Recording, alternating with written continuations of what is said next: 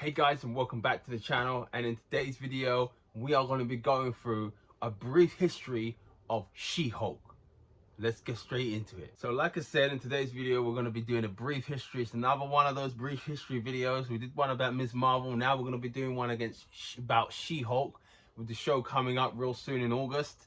So we're going to crack straight into that, and I'm going to basically just give you a load of facts about things that you might want to know about She-Hulk before you get to watch that show. So She-Hulk's real name is actually Jennifer Walters. She is actually the cousin of the Hulk, Bruce Banner, and she is also a lawyer in the comics. Hence why the show is called She-Hulk Attorney at Law. And She-Hulk was originally created by Stan Lee and John Buscema. So John Buscema is the artist, in case you didn't know, and we all know who Stan Lee is. And she originally got first cover in February 1980, which is a long time ago. She has been around for a while, and that's why I've always found it a bit peculiar why we're only getting her now. I mean, I assumed we would have got her a long time ago, but you know, we haven't. But I guess, you know, we're just happy that we're finally getting a She-Hulk. I just hope that they figure out something that Hollywood doesn't know what to do right now, and that is the blend of how to make a female character, you know, a hero, without trying to make her all masculine, because it's just unnecessary. It's like, yeah, there are some women who are masculine, but Hollywood wants you to think that any female, for her to be able to defend herself, she's got to be masculine, and that's just nonsense. So in the past, She-Hulk herself has actually been a member of quite a few teams. Now, some of them you may know, and some of them you may not know. She's been a member of the Avengers, which is probably what she's more famous for.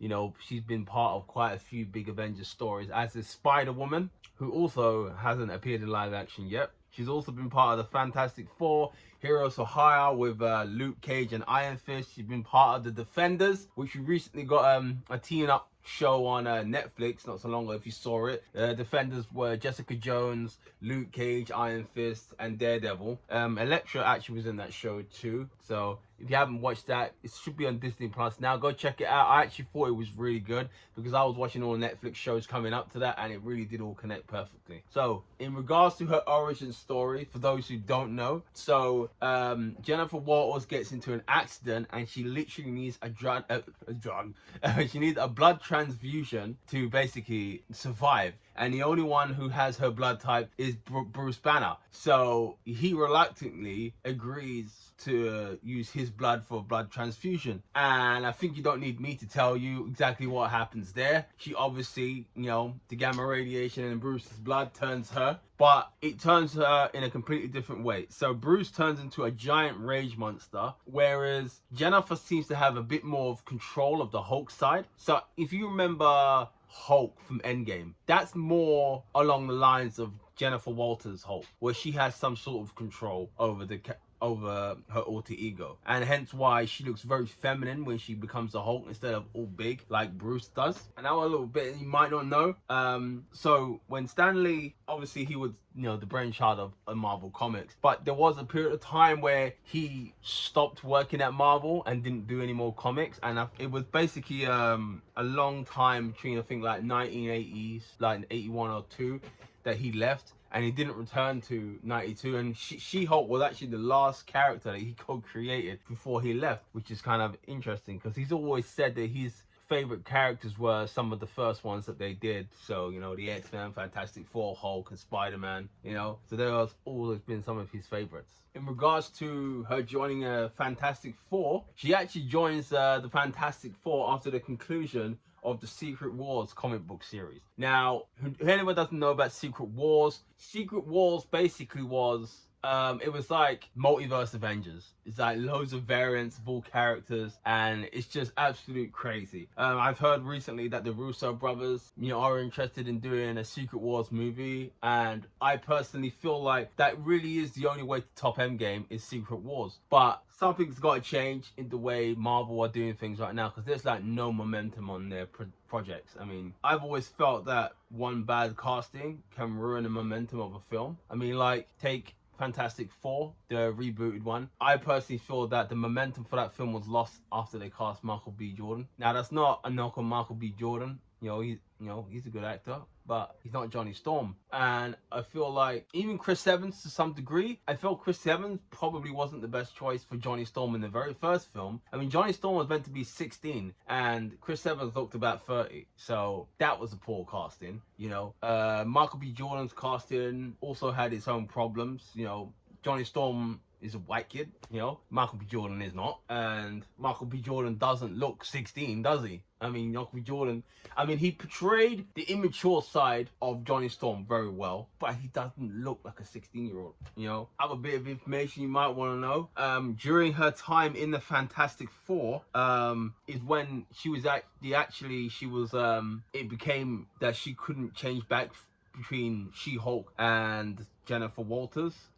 Basically what happened when she was on the helicarrier, there was a radiation leak in the helicarrier, and basically it basically stopped her from being able to transform back into human form. I think obviously the radiation had some part of her DNA, and basically she was now stuck as She-Hulk. Hence why you'll see a lot of comics where you very rarely ever see Jennifer Walters. I mean, I was reading one recently. Yeah, this is the one I've been reading of late. She-Hulk, single green female, and in it, I'll show you close up. In it, she's very rarely ever Jennifer Walters. If any, she's just, you know, She-Hulk the whole time, and that's what you'll find when you read the comics. You'll have to go back to the earlier issues of She-Hulk to see her as Jennifer Walters, and that basically is because of the accident that happens during her time with the Fantastic Four. I mean, if you do get the time, definitely go check out this She-Hulk, you know, single green female. It's it was part of the Ultimate Graphic Novels collection they did,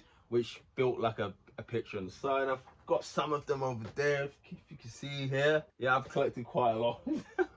But yeah, if you can, go check it out. It's pretty cool. It's even got Spider-Man in there, as you can see. It's a pretty cool story. It actually starts off with her in the Stark mansion. You know, Jarvis it gives her a bit of a talking to. This is the artwork that you will see from the original comic books. So yeah, and as you can see right at the beginning, you do see her as Jennifer Walters. And basically what this book does, it relives the origin story for her, and you get to learn how she became She-Hulk again. So if you want to read up that, go check it out. She-Hulk, single green female. So like I was saying, the radiation leak stopped her from being able to switch back and forth like Bruce can, and it basically worked out for her really, because she basically prefers to become She-Hulk, because basically her character is, when she's Jennifer, she's very shy, you know, she's withdrawn, and then when she's She-Hulk, she's confident, you know, she says what she wants and she goes and gets it, etc., etc., if you know what I mean. You know, she's full of life. Kind of like, if you've watched American Pie, the difference between Jim and Stifler. It's like Jennifer Walters is Jim and She-Hulk is Stifler. Just goes there and does whatever she wants. And I mean, like, if you see her as Jennifer's the kind of person that will be at home knitting. And when you get into the books, you'll find out that She-Hulk herself is a bit of a horn dog, you know. she likes the company of men, you know. So it's very different, and I think that's why during that run she didn't really miss being Jennifer, because, you know, Jennifer almost felt like a burden, and She-Hulk was more who she wanted to be, you know. She's confident. Now a bit you might want to know, she's actually in the Civil War comic books. These ones right here, you can see it's the Civil War. It's the original one. I bought it recently. It basically is all the issues in one, as you can see, and just one quick read through instead of buying loads of different comic books. But yeah, she is in this Civil War book, and basically she registers on the Superhuman Registration Act, and she joins Team Tony Stark, which means she picks her side. Now a thing you might want to know, it's a bit weird one. So I'm pretty sure you've seen the film Logan, which is based on the comic book Old Man Logan. In that Old Man Logan universe storyline, She-Hulk and Hulk actually have a relationship, an incestuous relationship. I know it sounds fucked up, but yeah, it happened in the comics, man. And yeah, they were in a relationship, and they had children.